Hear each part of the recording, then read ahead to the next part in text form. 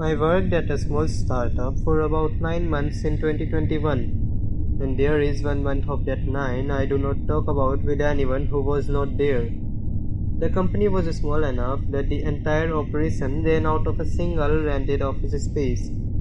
4 rooms mainly: a working area, a meeting room that doubled as a storage room, a small kitchen, and a bathroom. The team was of 3 people, including the founder, who worked remotely most of the time and checked in twice a week, which meant that on most days it was just me and my coworker in the office from 9 in the morning until 6 in the evening. His name was Daniel. He had been there 6 months before I joined. Quiet, professional, kept to his side of the office and did his work without needing much conversation. We got along fine in the way 2 people get along when they share a space without having much in common, politely and without friction. He arrived before me every morning and left after me every evening. I never saw him come in and I never saw him leave. He was just always there when I arrived and always still there when I left. I noticed that in the first week and filed it away as someone who kept unusual hours. Some people are like that. I did not think about it again for 2 months. The first thing that broke the routine was in month 3. Daniel applied for a week of leave. The founder sent a message to both of us confirming it, standard process and nothing unusual. The following Monday, I came into the office expecting to be alone for the week and found Daniel already at his desk. I stopped at the door for a moment. I asked him if his leave had been cancelled. He looked up from his screen and said no. His leave was approved. He just had something to finish. He said it in the way you say something when you want the conversation to end, and I accepted it and went to my desk and got on with my work. He was there every day that week. Same hours, same routine, same quiet presence on the other side of the office. I sent the founder a message asking if Daniel's leave had been cancelled.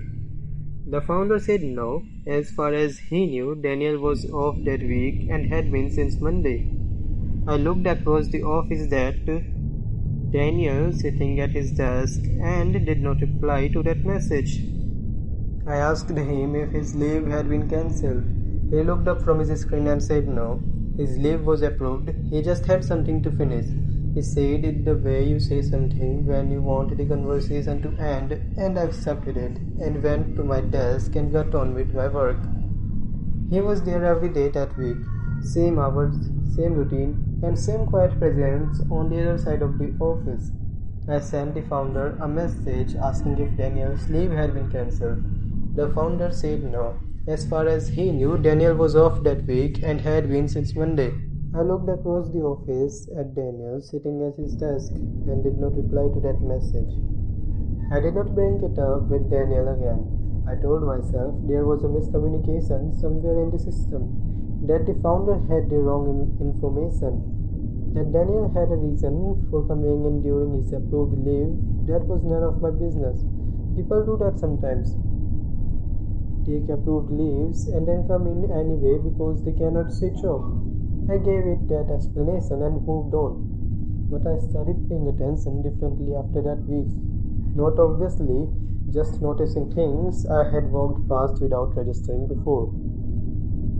The coffee machine in the kitchen was a small automatic one that the founder had bought when the office opened. It made a specific sound when it was running, a low hum that you could hear from the main working area if the office was quiet enough.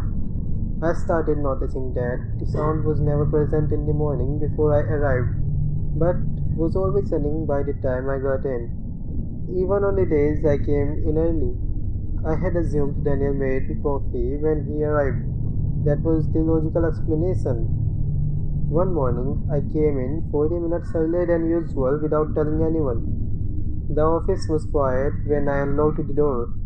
I went straight to the kitchen and the coffee machine was already running, already mid-cycle, not just started, like it had been going on for a while before I walked in. Daniel's coat was on his chair, his screen was on, and his bag was under his desk. But the office had been locked from outside when I arrived. I had unlocked it myself with my key. There was only one other key, and it was the founder's, and the founder had not been in the office in 10 days. I sat at my desk and waited for Daniel to come back from wherever he was in the building. He came out of the meeting room about 10 minutes later with a folder in his hand and sat down at his desk and opened his screen and said, "Good morning," without looking up. I said good morning back and did not ask how he had gotten in. Things started going wrong with the office equipment in the weeks after that. The small things at first. The coffee machine cutting out mid-cycle, the printer not responding and then working perfectly when someone from a tech support company came to look at it just to find nothing wrong. My laptop shutting down without warning twice in 1 week, losing work both times. The IT diagnosis showing no fault on hardware or software. Each thing alone was explainable. Old equipment, unreliable systems, the kind of minor technical failures that happen in any small office. But they happened consistently and they happened specifically when it was just the two of us in the building, and they stopped when the founder came in for his twice weekly check-ins. I noticed that pattern about 6 weeks in and wished I had not.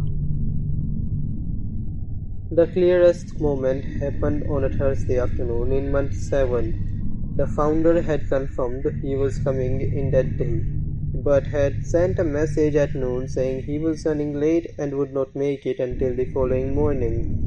It was just Daniel and me. I was working through something that needed concentration, so I had my headphones in for most of the afternoon, which meant I was less aware of the ambient sounds of the office than usual. I took my headphones out around 4 to make coffee and walked to the kitchen and stopped in the doorway. The coffee machine was off, completely off, not mid-cycle or paused. The power light was dark, and when I pressed the button, nothing happened. I checked the plug which was in the socket. So I planned to check the socket with my phone charger, and the socket was working fine. The machine had simply stopped functioning. I went back to the main area to tell Daniel, and his desk was empty. Coat gone, bag gone, screen off. I had not heard him leave. I had been at my desk with headphones, but the office was small enough that I should have heard the main door at minimum. I stood in the middle of the office and looked at his empty desk, and then looked at the front door which was closed, and then looked back again at his desk. His coffee cup was still on the desk, still warm when I picked it up. I worked there for 2 more months after that. The founder eventually wound the company down due to funding issues, and we all went our separate ways.